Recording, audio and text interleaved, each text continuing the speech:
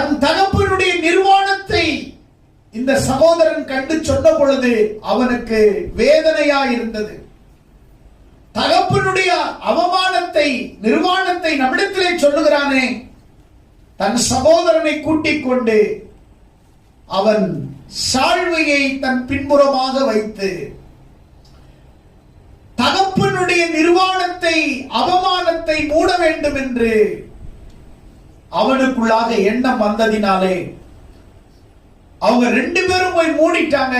இது கேள்விப்பட்ட Noah, same in தேவனாகிய கர்த்தருக்கு ஸ்தோத்திரம் உண்டாவதாக, அவனுக்கு ஒரு ஆசீர்வாதத்தை கொடுத்தார். யாவேத்தை தேவன் விருத்தியாக்குவார், அவனுக்கு ஒரு ஆசீர்வாதத்தை கொடுத்தார். சேமின் வம்சவழி ஆன்மீக தோன்றல்